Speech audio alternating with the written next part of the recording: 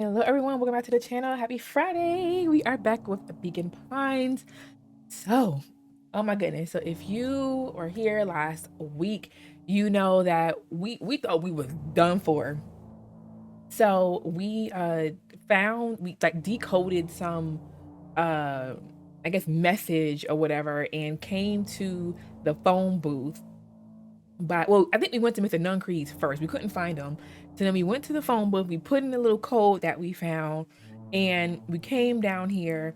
Mr. Nuncreed came out, y'all, and I thought it was the end of the story. Murder, she wrote, done, but it wasn't. He basically was talking to us. He made it kind of hard for me to. So I thought he was bad because of the other ending, but it's like some of the words that he said, I couldn't really gather if he is good or not. And then he left. Like, he warned us, he said to get as far away as possible. Luca blabbed that Gran was onto them, and so he just left. I'm like, okay, I think I don't know, y'all. Like, I'm confused. I'm a little confused. It's like he might be a bad guy, or he might just be misled, you know, because it turns out that I guess he used to know Luca's dad, and they kind of parted ways because Luca's dad didn't want to go along what was happening, but he wound up going along what was happening. So they kind of parted ways because of a difference in beliefs or whatever. So I don't know. I'm gonna stop blabbing and we're gonna get on because it's just this whole story has just become wild. The cold, hard truth. Ooh. Wait, cold. I don't like that word cold. I do not like that word cold because we know what happens. We keep getting frozen. Beck leapt up, allowing the suction to yank her into the dark. Dimness eclipsed around her like the shutter of a camera as she seemed to cover great distance in mere moments. Oh, I forgot. So I think at the end of the episode we followed Mr. Nuncreed. That's right. He went into the far left tunnel, and so we followed. Her only points of reference were glints of upcoming turns, which approached with frightening speed, only to carry her gracefully along. She heard the tinny, distant echoes of Rollo's glee. Once she stopped fighting against it, the ride was impossibly smooth. Then, all of a sudden, as if minutes had passed in an instant, light blazed into view. Is it? Oh, Devon. Y'all, isn't that the entrance? Like, maybe not. That looks like, remember the beginning of the story when we first went to our dad's grave? There's that one little area. That looks like it, don't it?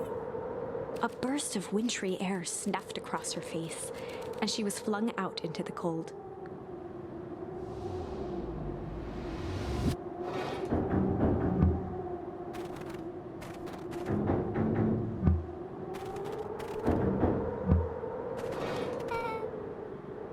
Hold on, y'all. That audio is kind of loud.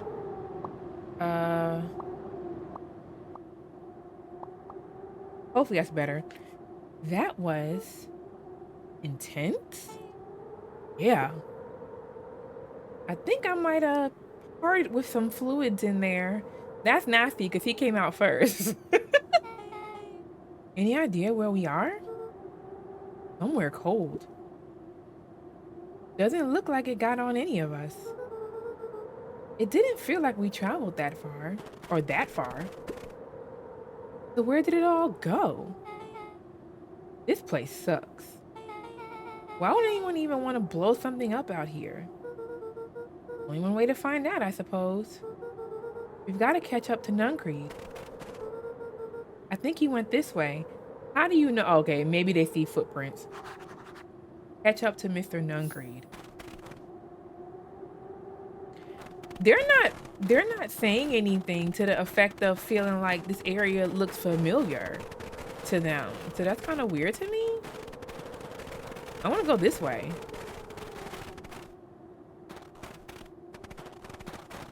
Okay, so maybe not. Because if this was what I was thinking, I think this would have been his father's grave. Or is it? I think they're in town, y'all. Just like a different way. Looks like we aren't getting back that way. Let's go. It is. Y'all, I told y'all. This is town. This looks familiar, yeah? Maybe we can clear off the snow. No time. Nuncree's getting away. Y'all can't be that dense. Y'all cannot be that dense. I'm assuming he wants to go this way, but I want to go this way. What's over here? Nothing. Y'all still don't get it? Okay, this is starting to feel really familiar.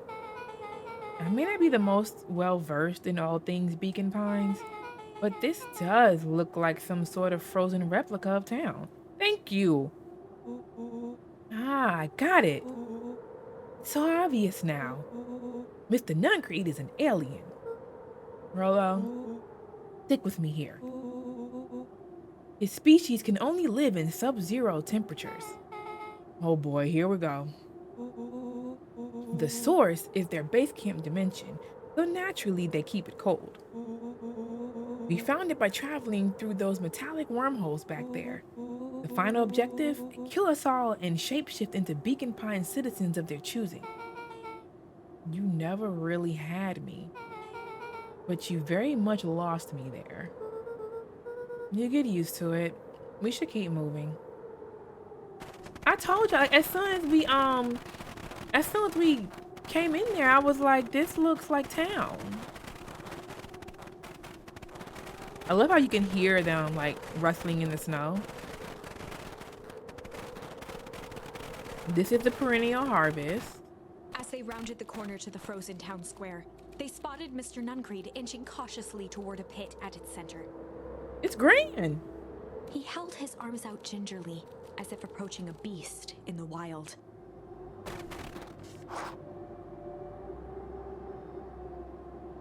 Upon closing the distance, Luca recognized what Nuncreed was after. Gran stood confidently at the edge, one arm outstretched over the abyss. Nearby, a wheelbarrow had been emptied out. Hold on, y'all. It still seems so loud to me. Mom? Increase the voiceover volume. And then decrease the main volume, maybe? Okay. She held a lit torch, which flickered in the bitter wind. No, that didn't work. Mom? That was weird. Sorry, y'all. Hopefully it's not too bad. That wind just sounds so loud.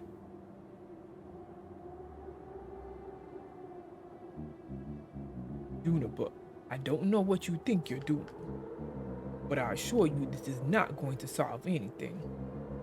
If you drop that, you've doomed this whole town. Oh, it wasn't me who doomed this town. I've been watching you, Joseph. I know what you've done. You and your co-conspirators. Gran? What's happening? Luca, you and your friends need to leave right this moment. Mr. Nuncreed turned back toward the kids, desperation in his eyes. Listen to your grandma, Luca. This is between me and Juniper. Rollo and Beck held steadfast in awe. Luca approached closer. Mr. Nuncreed spun back toward Gran, his voice growing louder. You got it all wrong, Juniper. Just hand over the torch. You don't understand what you're doing. How could I possibly trust you to do the right thing? Walt told me everything. He trusted you, and you betrayed that trust. Luca, did you know that this man's entire life is a lie? If it weren't for him, your father might still be alive. Mr. Nuncreed winced with anguish. His voice hardened. That's not true. They both now yelled, not to each other, but at fate itself, making their peace with long-held burdens. The wind howled with encouragement. Walt was like a brother to me. We just had different ideas about how to effect change. Very convenient that your way just happened to line your pockets. No, that's not fair. They menaced at each other, both catching their breath. The moment balanced on a knife's edge. Woo! We made it Amid a another. blur Oh, of emotions no. and memories, Luca's mind flooded with questions. The wind calmed, as if to give him the stage. Ooh, here we go, y'all. And in the stillness, he began to. Oh, that's all we got. Oh, you know, when we got one choice, typically it don't turn out well. Okay, he began to weep. And in the stillness, he began to weep. It was all just too much. Falling to his knees, Luca whimpered softly. The tears crystallized as they hit the snow. Gran stared at Luca for a moment with warm sympathy, remembering why this was all necessary. This will all make sense soon, Luca. Then everything can go back to normal. I promise. She stiffened up and brandished the torch at Mr. Nuncreed. Can't hide behind those people any longer, Joseph. Once their precious source is destroyed, we'll see where their loyalties fall. Juniper, don't. Ignoring his final plea, Gran flung the torch into the deep darkness. This is the end. Oh, man. She smiled and exhaled in relief. Mr. Nuncreed moaned in resignation. The torch echoed as it ricocheted down the hole, punctuated with a thunderous thud. You see, Joseph, I've learned one very important lesson in life. If you want things to change, then you must be willing to. Before Gran could finish, the ground shook her to silence. It's the end. It's the end of the world. There it is. Gran only had time to spin around and run to Luca. Her attempt to shield him, an honorable but trifling act. Unflinching love, pitted against an unthinking horror. There was no contest. Her warm embrace froze in an instant. That is where they remain, fixed in place, forever. And so, our story ends on this melancholy scene. Wait, what? In a town brought low by its secrets, sits the frozen statues of a misguided band of meddlers. Do I get to choose again? The end. Ma'am? Well, that was dire. On the bright side, we finally figured out where all the ice is coming from. So is that what, every time we froze, is that what was happening behind the scenes? We just happened to get there to see it happen? Shut your mouth and shoot me. Now, we just need to find a way to deal with a mystic, unfathomable force of nature. Okay, y'all, I was like, is this the end? Okay, so that makes sense now. So every time that happened, it was because of Gran. Gran caused it. So whatever Gran trying to stop the source, y'all, keeps causing everything to freeze. Oh man, okay. So this isn't the way to go. This is not the way to go. So we are done here, done there. We really only have one more way to go. Yeah, it's this flight. We have to choose flight. Let's go for it, y'all.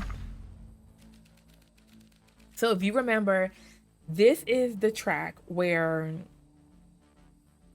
I believe we lost Rolo has been taken. We know the hyena dude is behind it. This is also the one where we saw Iggy and the rhino girl in the forest, and we pushed Iggy into the goo, and the goo made him all deformed. And then so we went back to the treehouse. I think this is the radio when Rolo was trying to tell him not to go to the treehouse, but he went anyway. He thought Rolo was telling him to go there. And when he got there, the clipboards showed up, and we wound up. The frosting happened when we tried to fight. So now we're gonna try flight. So that's kind of in short, where this track was taking us. So let's flight. Luca drew himself up and decided to take the only option they had left. Flight. He squinted down the barrel of the mission control defense cannon, aiming it through an opening in the dense tree branches.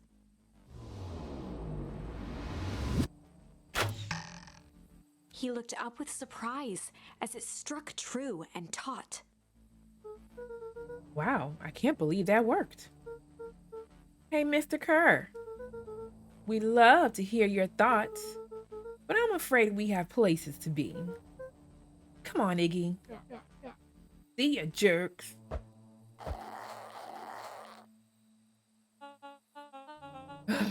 Fine. We know where that leads them. This way. We'll take the tunnels. Luca and Iggy winced as they sprinted through the thicket.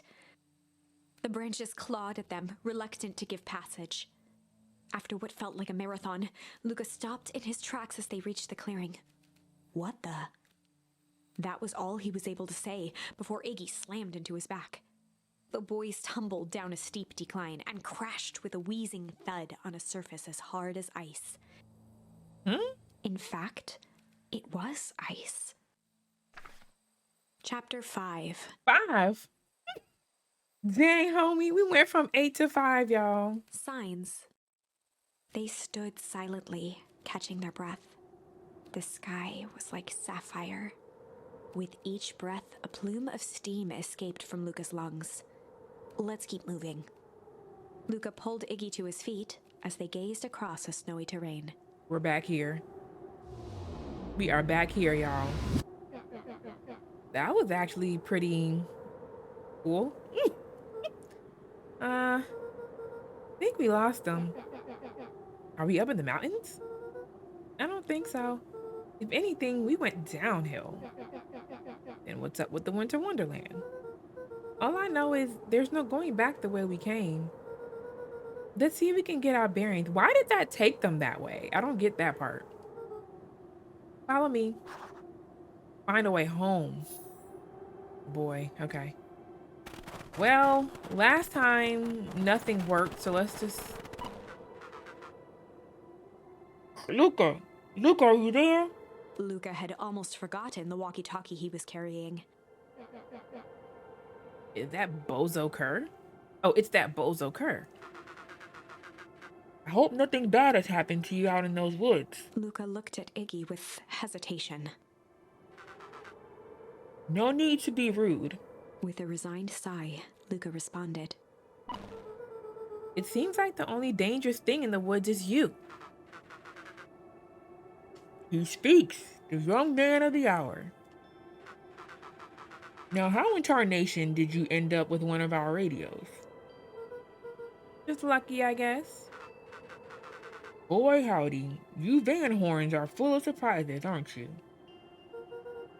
You knew my parents? I never had the honor of meeting your father, but your mom sure was a handful. Luca winced, shoving the walkie-talkie back into his pocket. We gotta keep moving. Interesting. So yeah, I was right, y'all. This area here is where his father's, like where he would go see his father. All right, so nothing there still. A disc of smooth metal was lightly covered in snow. 2 faint seams were visible along the surface. A manhole cover? If it is, I've never seen one like it. Oh, so I guess that's not the way home. What's the readout? Sitting just above 258 Kelvin. That's down a bit from last time. To report this to Mr. Kerr? Still within safe ranges. It may be spreading, but it's under control for now. Even a small nudge in the equilibrium could cause a cascade. Dude, relax. Just a few more sites to hit before we can punch out. Let's get this over with. Yeah, what is going on? What's all this? Hard to say with all this snow. They don't recognize the area though. I think it's a town sign. I can almost make out letters under there. What town could this even be? There couldn't be another town this deep into Weep Wood. I'm looking at evidence to the contrary. Let's figure out what we're dealing with here. Step 1. Snow's gotta go. I'll see what I can do.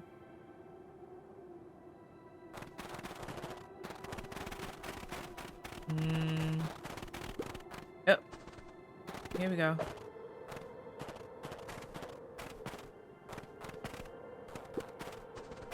A snowball.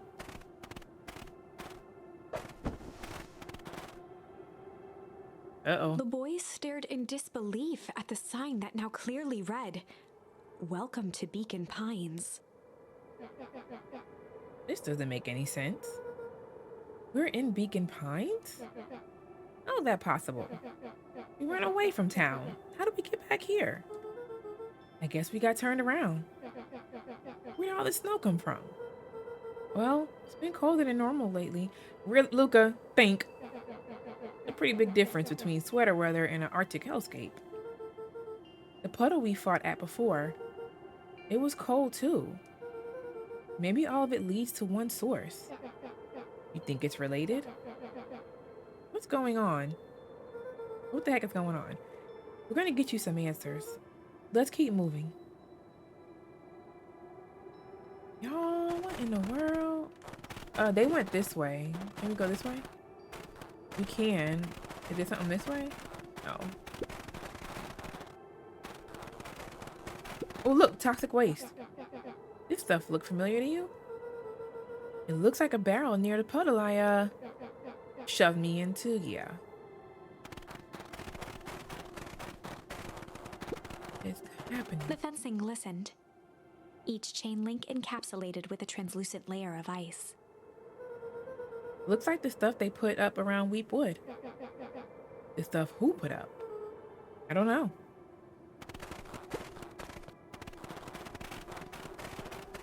The plot thickens.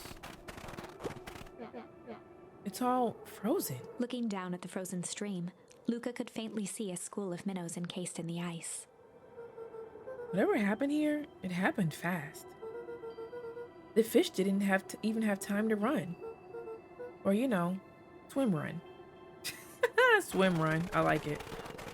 I'm gonna start using that. Swim run, fish, swim run. The crunching of footsteps trailing Luca went hush. He looked back to see Iggy's face twisted with confusion. Everyone's gone. What? There's nothing but more snow. There's nothing here but more snow. There must be an explanation for all of this. We have to keep looking. You can look all you want. I quit. Iggy, we have to keep going. You don't get it, do you? This isn't one of your pathetic Hank Atomic stories. We aren't going to save the day. We aren't even going to save ourselves. My face is mangled. The town is destroyed. Everyone we've ever known is gone. We don't know that. You can't just quit. Do whatever you want. Where are you going, Iggy? I'm done. Iggy, it's gonna be okay. Luca peered upward at the darkening sky. He let out a long, foggy breath. Faintly, Iggy began to cry. Oh. Seeing Iggy in such a pathetic state gave Luca a sense of compassion and more than a little guilt. It is getting pretty late, I think. Probably not a great idea to stumble around in the dark anyway. Luca allowed himself to collapse next to Iggy. At least go inside that building or something.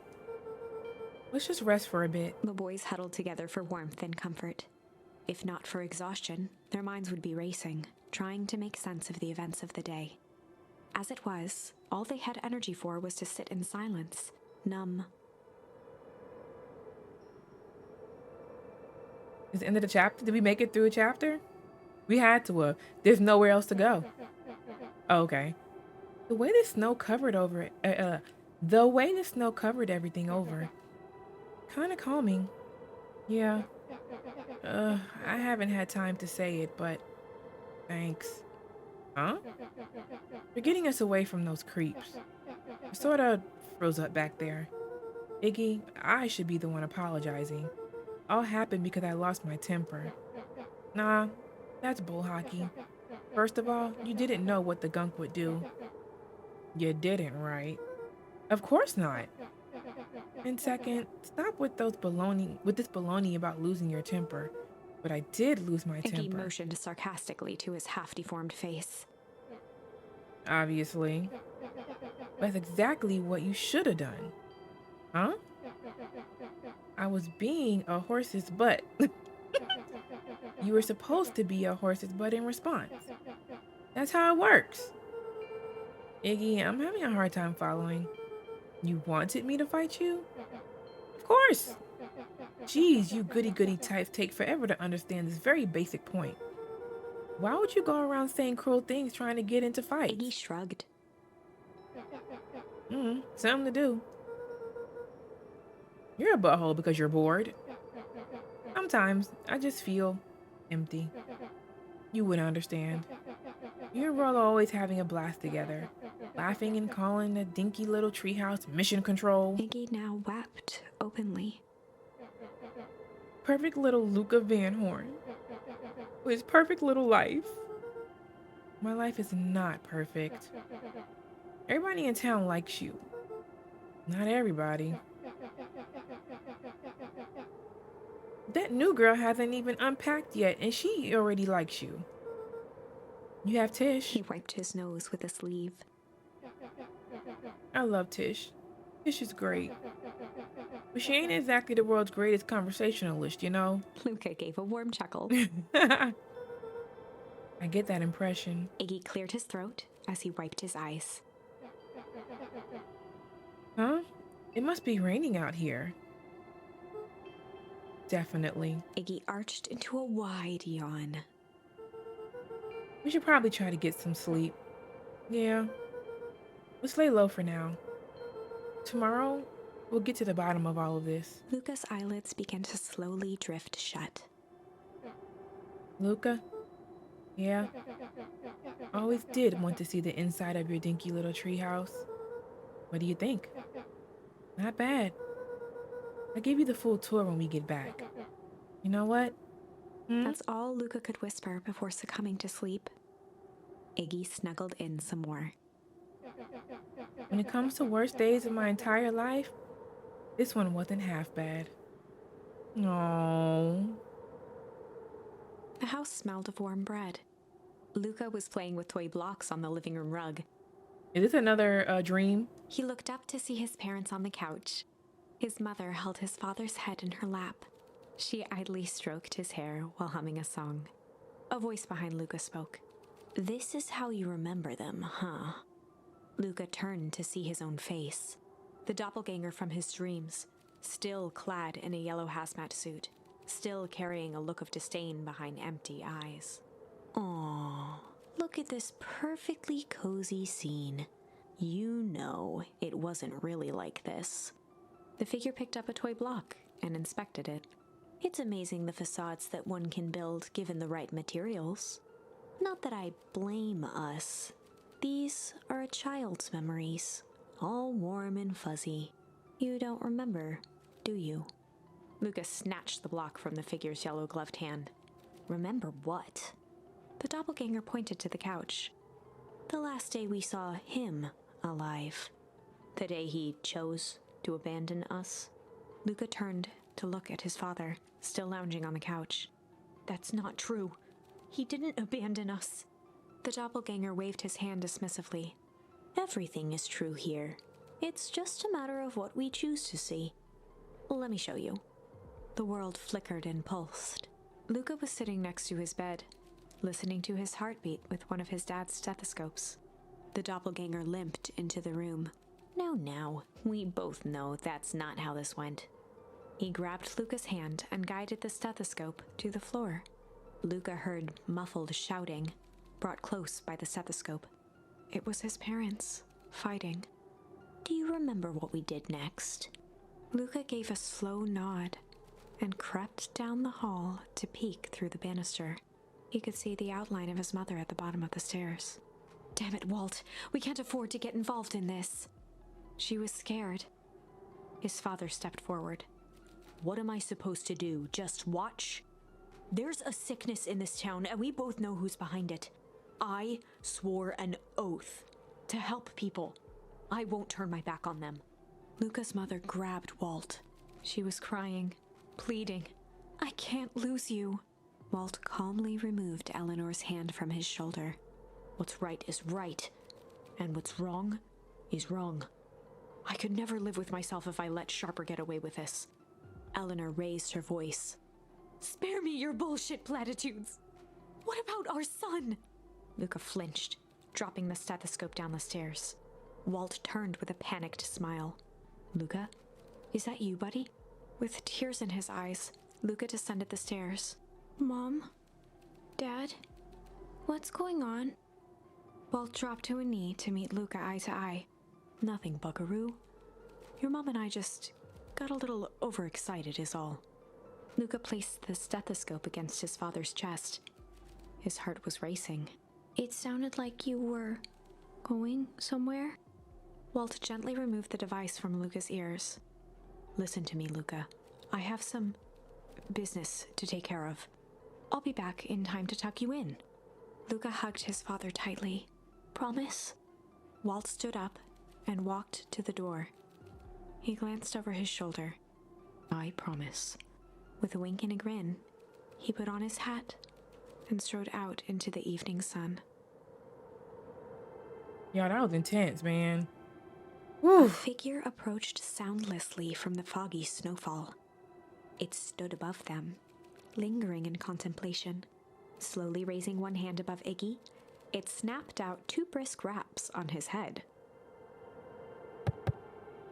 From a deep slumber, Iggy sprang up defensively.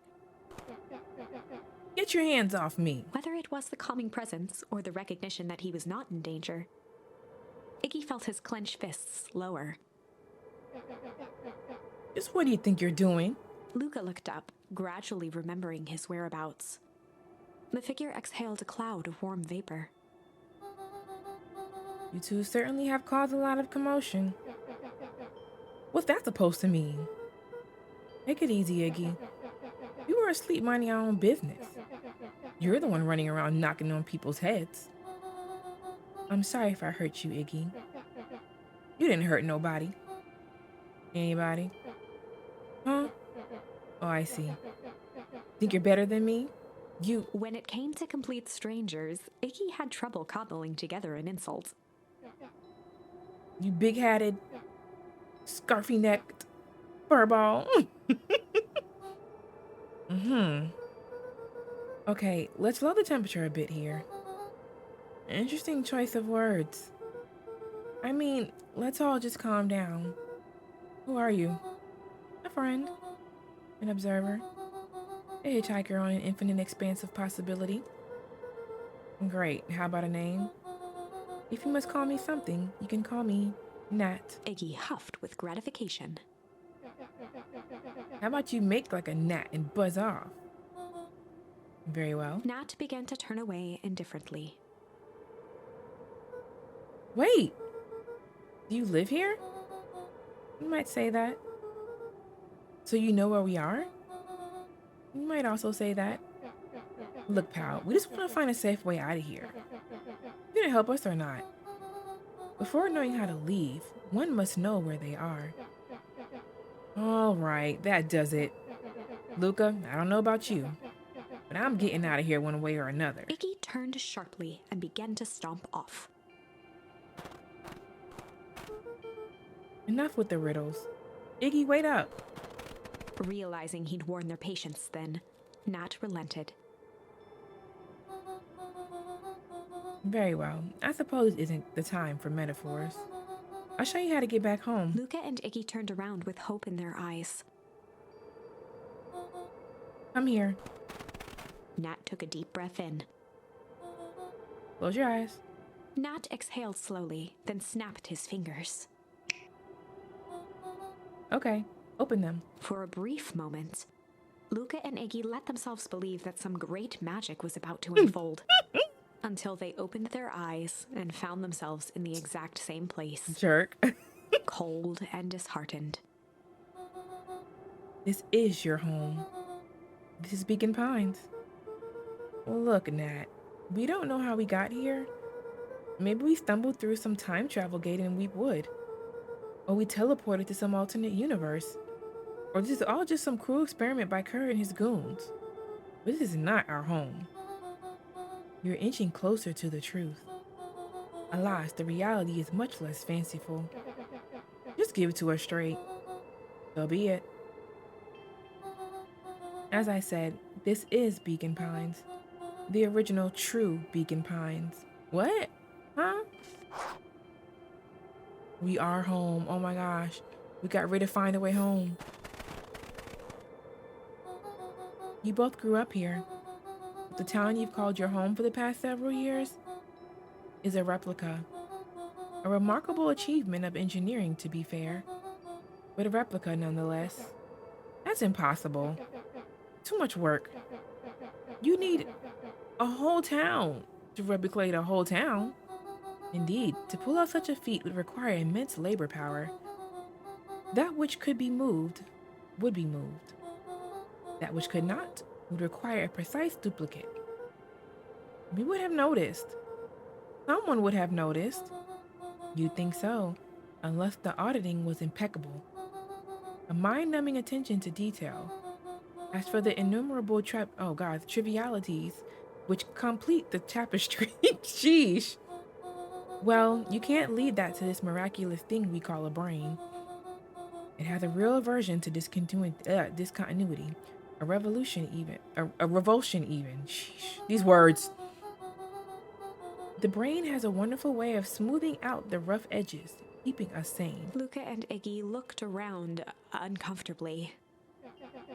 So you're saying that someone made an entire new town and moved us all and no one noticed? Precisely. But why? Why is the one question that can never be answered with certainty? The best one can do is uncover. Well, it's to uncover. Nat narrowed his eyes, furrowed his brow, and uttered, The source. Why'd you say the source like that?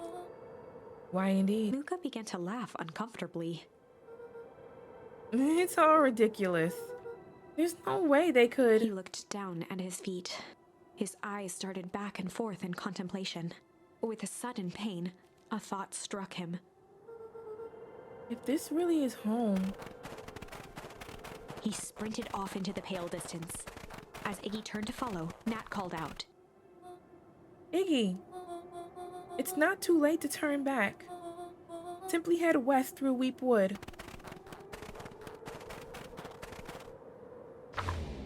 What is happening? Chapter 6. That was a lot. That was a lot. What in the world? So they've been living in a replica? And Gran has been coming to the original, throwing that torch down into the hole, which has been freezing the replica. I'm so confused. And who was Nat? Do we know Nat? I can't remember if we've met a Nat before. Oof, I don't know, but this has been a long one. This has been a long episode. Yeah. Wow, okay. Well, y'all, that's gonna be it. I do hope you enjoyed it. If you did, please give it a thumbs up, comment, and subscribe. If you'd like to see more, I'll talk to y'all later. Bye.